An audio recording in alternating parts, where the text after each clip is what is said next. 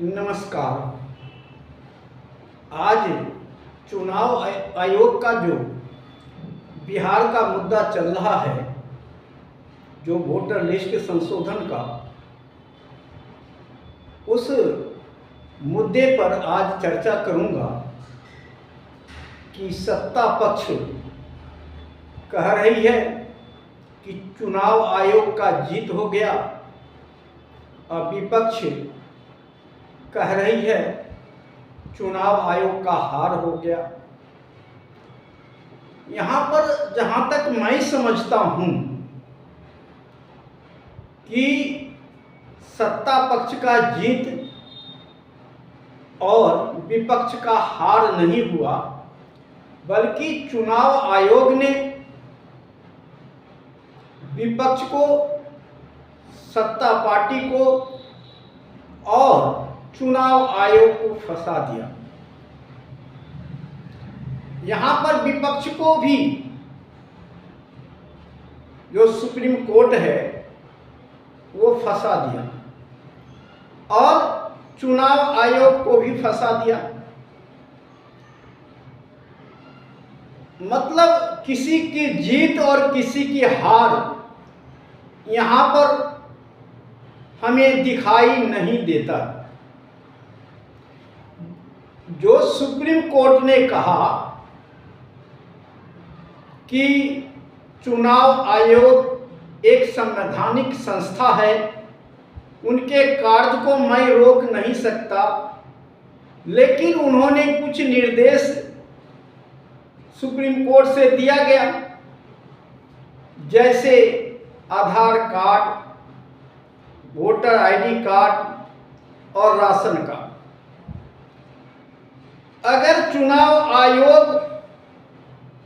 इसमें से किसी को शामिल कर लेती है तो हम समझते हैं विपक्ष की जीत और चुनाव आयोग की हार, सत्ता पक्ष की जीत, सत्ता पक्ष की हार हम मान सकते हैं। लेकिन जहां तक सुप्रीम कोर्ट ने दिशा निर्देश दिया, अगर चुनाव आयोग उसको पालन नहीं करता है तो सुप्रीम कोर्ट कुछ नहीं कर पाएगी और विपक्ष की हार मानी जाएगी। कारण है कि जिस प्रकार से नियत चुनाव आयोग का है कि मतदाताओं को मत से वंचित करना, इससे साफ दिखाई पड़ता है कि 20% मतदाताओं का अपना मत से वंचित होना पड़ेगा। इसलिए अभी चुनाव आयोग का हठधर्मी गया नहीं और केंद्र सरकार चाहेगी भी नहीं कि ऐसा हो। वो भी चाहेगी कि जो चुनाव आयोग कर रहा है वर्तमान में वही चलता रहे। तो सुप्रीम कोर्ट में चुनाव आयोग फंसेगी, लेकिन इससे विपक्ष को नुकसान होना तय दिखाई पड़ता है। जिस हिसाब से वोटर लिस्ट का संशोधन चल रहा है, आनन फानन में चल रहा है, जिस तरह से फर्म जमा किया जा रहा है, आगे क्या होने वाला है यह साफ साफ दिखाई पड़ता है। और फर्म जमा होने के बाद जब वह क्या सबूत लेता है, अगर यह 11 सबूत पर कायम रहा चुनाव आयोग तो 20%, 15% मतदाताओं के को मत से वंचित होना पड़ेगा। और जिसका खमियाजा बिहार में विपक्ष गठबंधन को मिलना तय लग रहा है।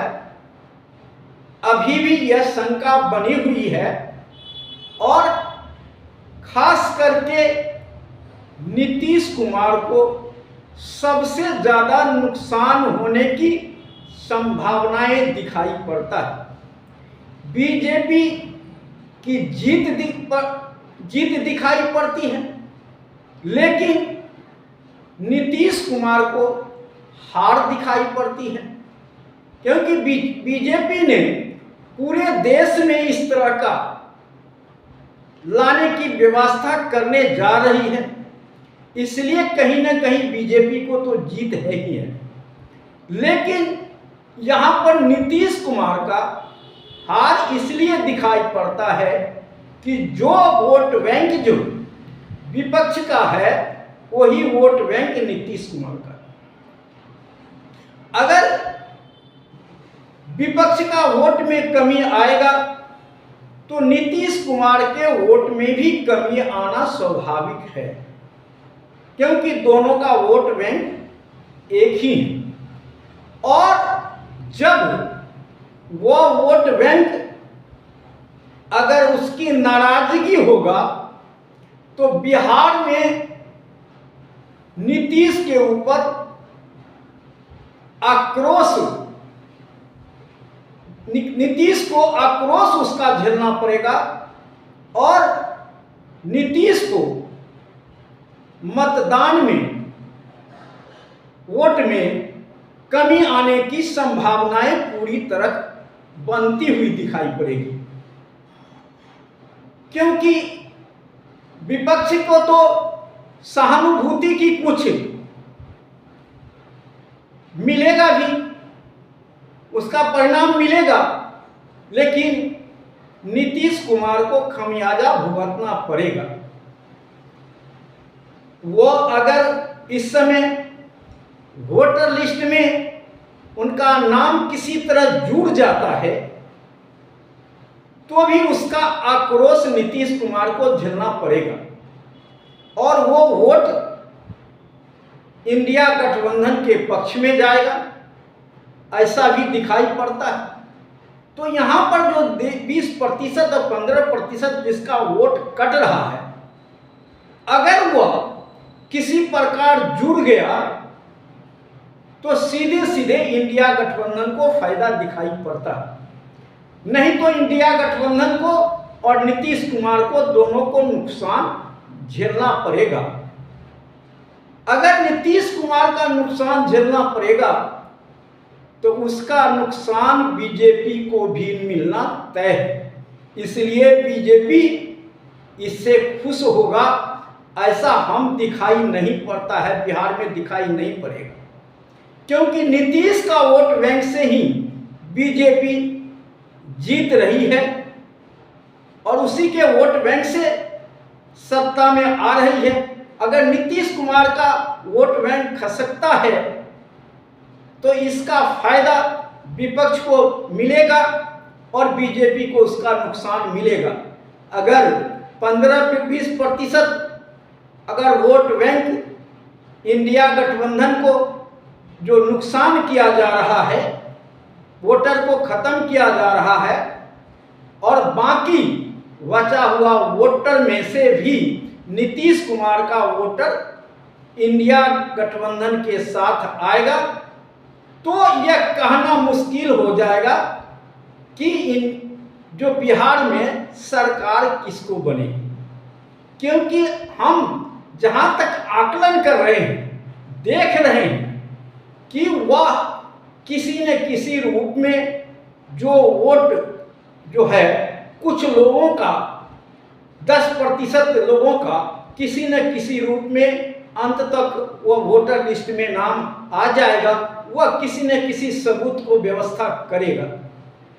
लेकिन 10% के पास तो बिल्कुल सबूत नहीं के बराबर है और उनसे मिलेगा भी नहीं, तो वो वोट कट सकता है, ऐसा भी दिखाई पड़ता है। और उसी के बदौलत बीजेपी जीतना चाह रही है और उससे जीत पाएगी हम नहीं सोचते, हमारा आकलन नहीं है। क्योंकि बीजेपी को जो 10% का नुकसान होगा, जो इंडिया गठबंधन को, उस नुकसान से बीजेपी को फायदा हो जाएगा, वह हम नहीं देख रहे। क्योंकि जिस प्रकार से बिहार में रैलियां हुई चुनाव आयोग के विरोध में, यह रैलियां स्पष्ट कह रही है कि इंडिया गठबंधन के पक्ष में मतदाताओं का रुझान जा रहा है। इसलिए जो वोट बैंक है बीजेपी का, इसमें भी कमी आएगी और नीतीश कुमार के वोट बैंक में भी कमी आएगी और उसका जो इंडिया गठबंधन का नुकसान होगा उसका भरपाई उससे मिलने की उम्मीद दिखाई पड़ता है। तो आगे ज्यादा सा नुकसान इंडिया गठबंधन को दिखाई नहीं पड़ता है।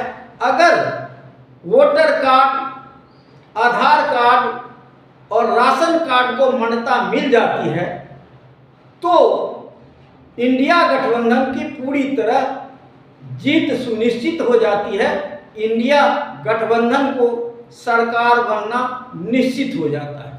लेकिन अभी हम कह सकते हैं कि अभी संदेह के घेरे में है कि सरकार किसकी बनेगी और देखना भी है कि चुनाव आयोग आगे क्या क्या करेगी और सुप्रीम कोर्ट कहां तक जाएगी। लेकिन अगर अब यहाँ पर अगर आधार कार्ड और आधार कार्ड, राशन कार्ड और वोटर आईडी कार्ड को अगर संलग्न नहीं किया गया तो कहीं न कहीं इंडिया गठबंधन को नुकसान दिखाई पड़ता है। और इसमें कोई शक नहीं है कि 10-15% वोट की कमी इंडिया गठबंधन के पास आ सकती है। अब देखना है कि इंडिया गठबंधन इस लड़ाई को कहां तक ले जाता है।